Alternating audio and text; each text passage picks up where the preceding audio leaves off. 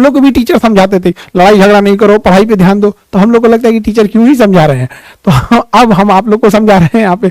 तो बच्चों लेकिन सीरियस लेना चाहिए, क्योंकि अगर पढ़ाई नहीं करेंगे तो एक समय आएगा कि सारे लोग आपका साथ छोड़ देंगे। जाते ही शमशान में मिट गई सारी लकीर, एक ही पास जल रहे थे राजा और फकीर।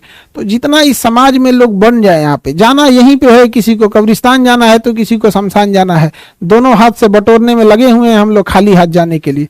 हम लोग के समाज में ना आचार्य रजनीश थे, अब तो नहीं रहे, उनका एक बड़ा प्रचलित एक कथन था कि शमशान घाट और कब्रिस्तान अगर समाज के हमारे शहर के बीच में अगर रहता, तो अगर ऐसे बीच में रहता तो इससे लोग डेली डरते और देखते कि यही हमारा लास्टली हमें यही आना है। बट हमारे यहाँ क्या है ना कि वो सब शहर के लास्ट में होते हैं, तो लोग को कभी कभी जाना होता है, देखना होता है, वरना अगर ये सब चीजें बीच में रहती तो लोग जरूर डरते हैं यहाँ पे।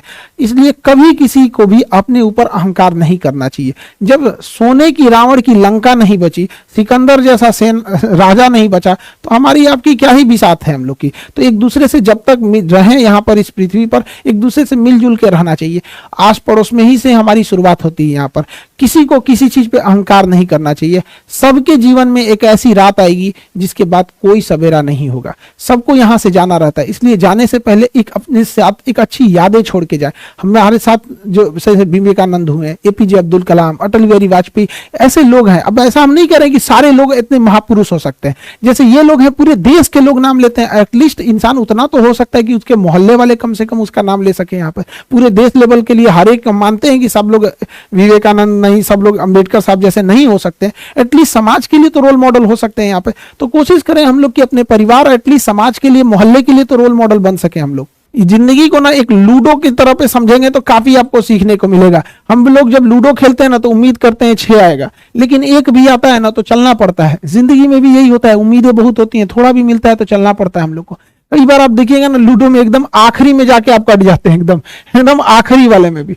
लेकिन क्या कीजिएगा, फिर से एक नई शुरुआत करनी पड़ती है इंसान को। जिंदगी में भी ऐसे ही होता है, कभी कभी एकदम मंजिल के पास जाने के बाद आदमी बिखर जाता है, लेकिन क्या होगा, जिंदगी रुकती तो नहीं है। फिर एक नया सवेरा होता है, फिर एक नई शुरुआत करते हैं। और जिंदगी में भी कभी कभी क्या होगा ना, एक ऐसा भी मोड़ आता है ना, जब लूडो में भी देखिएगा आप, एक समय ऐसा आएगा ना कि जब आपके पास 6 आएगा लेकिन उसकी कोई जरूरत नहीं रहेगी, फिर उसमें आपको कम की जरूरत रहती है। कभी कभी ऐसा होता है ना लूडो में, क्या 2 आएगा तो हम पास हो जाएंगे, उससे ज्यादा आ जाता है। जिंदगी में भी एक दौर ऐसा आएगा ना जब इंसान के लिए पैसे वैसे की कोई महत्व नहीं रह जाएगी यहाँ पर, फिर इंसान सुकून शांति ढूंढने लगता है। तो हमें भी अपने छोटी छोटी चीजों से सीखनी चाहिए कि बहुत चीज नहीं है ये पैसा, धन दौलत, ये सब चीज। इंसान बेहतर होना चाहिए एक दूसरे के प्रति। इसके बगल में बैठने वाले गरीब को एहसास नहीं होना चाहिए कि वो व्यक्ति गरीब है। जिंदगी चलती रहेगी अपनी यूं ही, लेकिन सबको मुस्कुरा के रहना चाहिए। जब हम मुस्कुराते रहते हैं तो एक पॉजिटिव एनर्जी बनती है हमारे आसपास में। उससे क्या होता है कि किसी भी विकट परिस्थितियों से लड़ने का एक मौका मिलता है। तो हर इंसान को मुस्कुराते रहना चाहिए। ज्यादा ये नहीं देखना चाहिए कि कौन क्या कर रहा है। हमारा समाज ने तो माँ सीता को अग्नि परीक्षा में बैठा दिया था। सोचिए, उन्हें वनवास हुआ था तो उनकी क्या ही गलती थी। उतना लंबा वनवास काट के आई, उधर रावण की लंका जली, क्या सोच के आई होंगी अपने गाँव वापस अपने घर पे कि अब हम घर में परिवार के साथ खुशहाली से जिएंगे।